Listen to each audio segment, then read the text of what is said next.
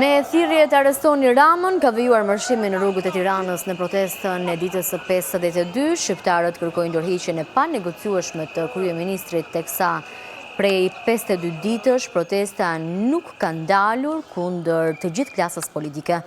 Gjithashtu, në marshim ka njohuar edhe thirrje të aresto Ballukun, Shqipëria kërkon revolucion, ju erdhi fundi parlament analfabet, PDPS, këlysh komunistësh. Vendi është përfshirë nga një valë protestash që kanë treguar qëndrueshmëri, rezistencë, vendosmëri në kërkesën e saj për ndryshimin, largimin e kastës së korruptuar politike dhe ndërheqjen e Ramës, teksa ne jemi me pamjet e drejtë për drejta në këto momente në News 24. Ditën e sotme është zhvilluar kështu protesta e 52 kundër kryeministrit Edi Rama me qytetarët që kanë vijuar të kërkojnë ndërheqjen e kreut të qeverisë dhe largimin e kastës së vjetër politike.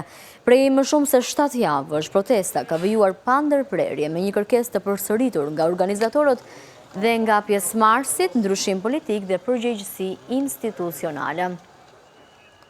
Qëndrojmë me pamjet e drejtë për drejta në News 24 pas fjalimeve para kryeministrisë. Protestuesit kanë vijuar marshimin në rrugët e Tiranës në thirrjet arresto Ballukun.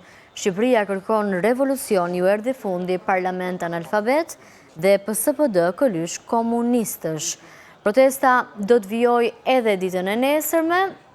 Në datën 23 korrik është paralajmëruar një protestë edhe më masive dhe po ashtu gjatë paraditës në seancën e fundit plenare do të ketë protestues të pranishëm e kanë paralajmëruar pjesëmarrjen e tyre.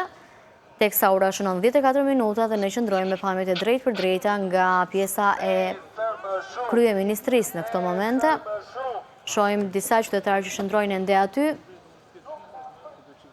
në 23 korrik nga sheshi Skënderbej te parlamenti ka qenë thirrja e protestuesve gjatë ditës së sotme për të bërë thirrje për një pjesëmarrje edhe më të lartë në datën 23. Mirë, qëndruam me pamjet e drejtë për drejta.